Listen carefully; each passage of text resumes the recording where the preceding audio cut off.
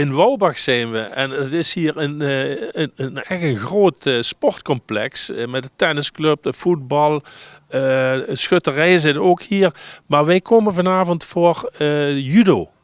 En ik moet u vertellen, ik heb in mijn jeugd zelf ook op judo gezeten en ik bracht er helemaal niks van terecht. Ze lieten me alle hoeken van de mat zien en mijn angstgegner was een meisje nota bene, kun je je voorstellen. Maar hier in Wouwbach heb je judovereniging Nippon. En die vechten hogeschool judo. Daar gaan we vanavond naar kijken.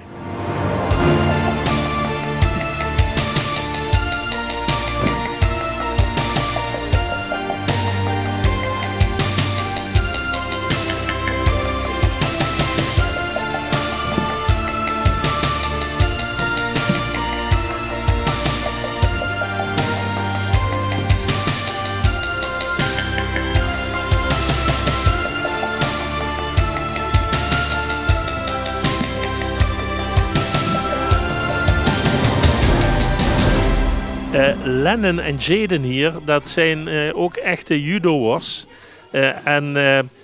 Lennon, jij bent pas begonnen, je hebt de witte band, maar waarom ga je op judo? Want ik vind dat een leuke sport. En dan kan ik weer met andere kindjes tegen elkaar. Ja, lekker vechten. Hey, maar jij zegt je krijgt ook al bijna de gele slip, wat wil dat zeggen? Dat je dan moet je weer een worp doen of een houtgreep en dan als je hem goed hebt gedaan, dan kan je ene krijgen en dan krijg je dit. Ja, oké. En jij, Jaden, jij hebt al een groene slip op een gele band. Dat wil zeggen dat je bijna de groene band hebt. Nee, dan krijg ik eigenlijk de blauwe slip met gele band. Ah zo, maar je bent al wat verder. Hoe lang doe je dit al? 2 jaar. Okay. En je, ook omdat je het gewoon leuk vindt? Of had je daar andere reden voor? Omdat je dan zelf leert verdedigen. Voor als iemand je pakt en zo. Ah ja, zeker. En ik hoop niet dat je dat nodig zult hebben. Maar jullie komen hier iedere week judoën? Ja.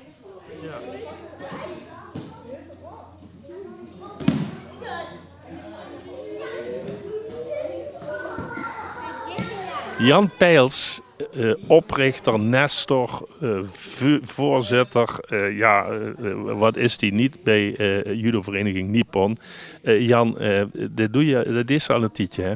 Ja, ik was 36 jaar in 1978, ik ben er nu 82 en toen heb ik de vereniging opgericht. Ik hou reeds een vereniging dus in Blijerheide, waar ik 12 jaar les heb gegeven en ik ben afkomstig van Martin Poglaje, ooit Europees en tweede bij de wereldkampioenschap. Dat was mijn judokameraad. Okay. We hebben toen gezamenlijk dus 4 afdelingen opgericht van Nippon. Dat was Blijerheide, dat was Kaalheide, dat was Heerleheide en dat was Schinveld. En zo zijn die allemaal dus zich ontwikkelen gaan. Ik ben nog de enige die nog hier was met de vereniging. En de best voor hoe is het nou Wouwbach? Ik heb op Heerleheide gewoond. Ja, ik heb toen in Wouwbach hier, ter Waterveldje, een hoes gekocht. Zodoende ben ik hier in Wouwbach begonnen met judo. Hey, en dan had ze ook nog Tine Zoen, die speelt ook een belangrijke rol in de vereniging. Ja, een hele belangrijke rol. Mijn zoon is op en op judoka, daar heb ik geluk mee, tot de judokoers. Mij alleen dus belangrijk dat iemand ging sporten. Maar dat heb ik vanaf 4 jaar metgenomen. Ja, en die heeft zich vastgebeten aan het judo. Dus inmiddels is de 6e dan. 6e dan, dat is ja, het, hè? hij is eigenlijk een nestor in het judo. En daar hebben we heel veel profijt van. Dus degene wat we afleveren dus aan dangraden, slagen allemaal voor 100%. We hebben een heel hoog percentage van slagingskandidaten. Ja, en ik kunt soorten altijd lesgeven. Ja. Zelf nog een hele drukke baan. En is dus op het niveau van nationaal is ze bezig met examens afnemen. Is een kata gebeuren is ze. Ja, dus heel rond is ze met judo bezig. Ja. En we zijn eigenlijk blij op. Ja. Jan, de hamvraag, de is 80 plus, best je aan het vertellen. Ja. Maar je staat zelf ook nog op de mat? 2 keer per week. Dus woensdags heb ik het en het zondagsmorgens. Het zondagsmorgens heb ik een jutsu-groep. Neem we de oude ballen.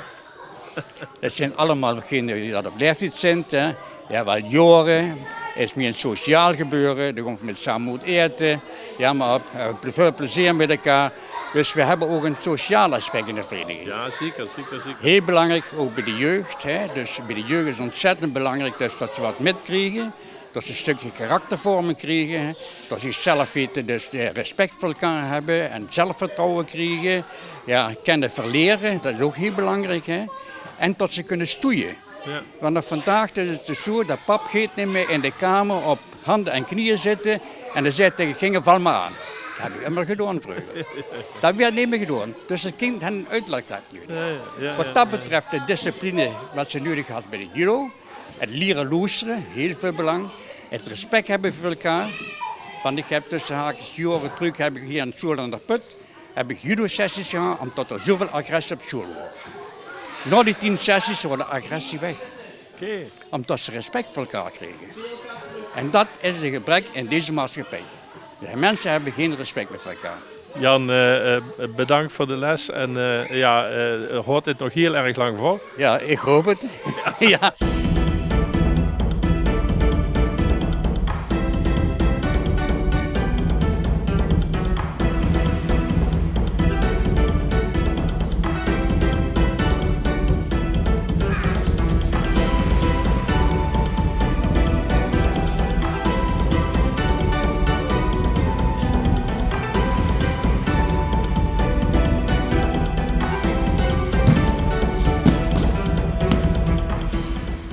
Rick hier, een van de trainers van judovereniging Nippon. Dat is de man die kan ons uitleggen hoe dat nou eigenlijk in elkaar zit, dat judo. Rick, ga ervan uit dat we totaal blanco zijn. Ja. In een nutshell, wat moeten we weten van judo? Nou, judo is vooral een verdedigingssport waarbij je uitgaat van de kracht van de ander. Dus het is niet de bedoeling dat je zelf probeert om heel veel kracht te gebruiken om een tegenstander te werpen, maar van oorsprong is het de bedoeling dat je uitgaat van de kracht van de tegenstander. En met zo'n minimale inspanning wil je zo groot mogelijk resultaat bereiken. Ja, en daar heb je een heleboel technieken voor. Ja, wij hebben er een heleboel technieken voor. Hoe hoger je qua band wordt, hoe meer technieken dat je leert en kent. Ja, maar iedereen weet wel dat je de wurggreep en de houtgreep en de weet ik wat voor een worp hebt, maar dat bouw je dus op met de jaren. Dat bouwen we heel langzaam op en ja, hoe hoger je band wordt, hoe moeilijker en ja, niet per se gevaarlijker, maar wel risicovoller technieken kunnen worden en zijn. Ja, ja. Want jij moet er wel wat van kennen, want ik zie een zwarte band en... Ja, ik ben de derde dan.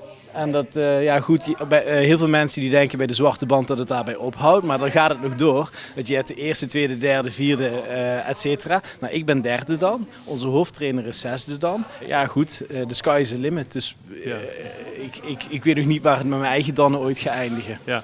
We hebben hier wat judoka's van de rijpere categorie, zal ik maar zeggen. Jennifer, Andreas en Remco.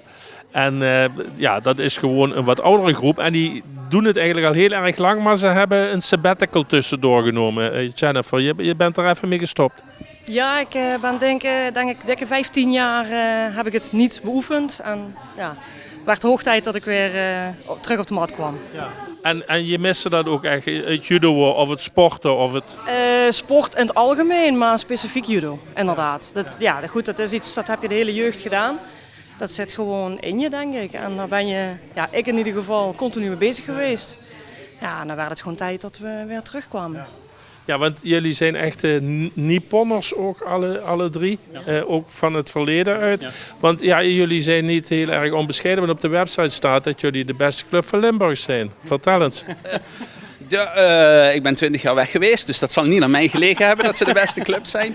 Maar mijn vrouw en ik zijn terug verhuisd naar Zuid-Limburg en mijn eis was fietsafstand van SV Nippon. Ik wilde zo graag terugkomen om weer te trainen. Ik heb ook 20 jaar niet getraind en ik sta nu op de mat weer sinds september.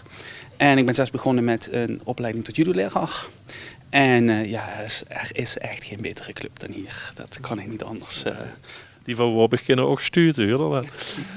Remco, datzelfde verhaal zal voor jou gelden. Maar je hebt waarschijnlijk ook wel een beetje kijk als ervaren judoka hoe de vereniging Nippon ervoor staat qua leden.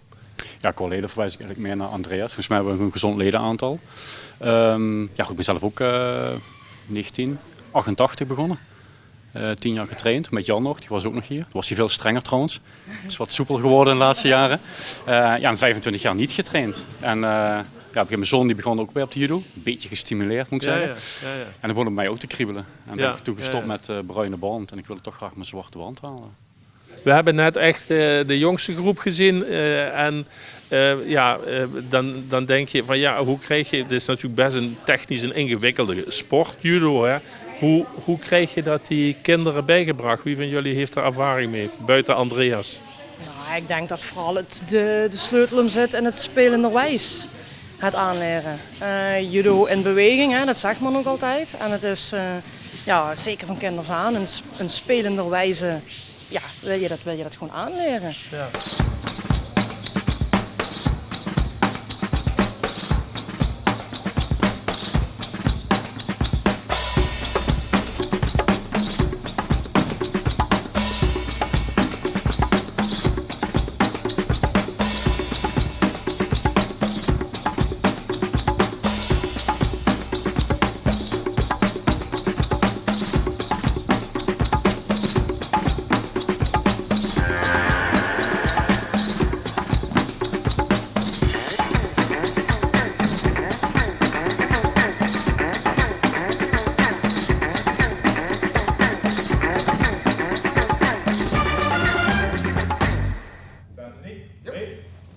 Jacques Makka, hier naast me, is de trainer van de Jiu-Jitsu en van de ballenclub. Ja, hoe het nou precies zit, weet ik niet. Maar misschien kan hij ons om te beginnen even uitleggen het verschil tussen judo en Jiu-Jitsu. Ja, officieel is judo een officiële sport, zelfs een Olympische sport.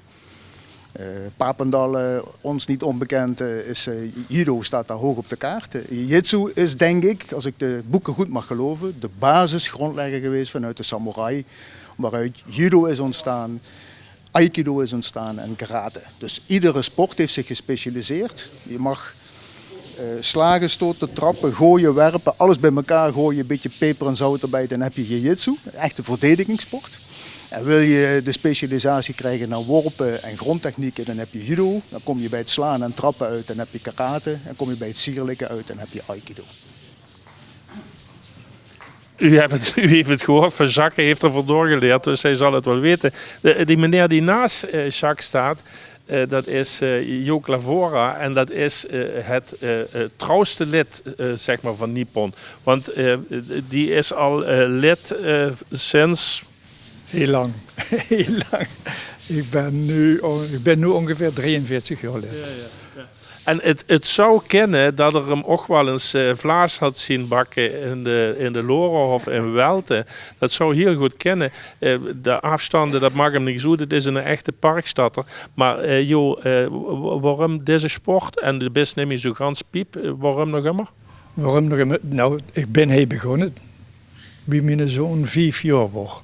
Ik had het vroeger als jonge jongen gedaan en wie ik zag dat hij bezig was, borg werd meteen verkocht, ben ik meteen bij mijn judo begonnen. Dus dat is nu 43 jaar geleden. En dat is in de sport heel te jong. Dus ik ben niet meer de jongste, maar ik kan zeggen dat ik heel fit ben. En ik ga dus eigenlijk ook gekkere ouderen aan, ouder vanaf 40 jaar, om een sport wie judo of jiu-jitsu te doen. Want dan blijft die ganse lichaam daar soepel van.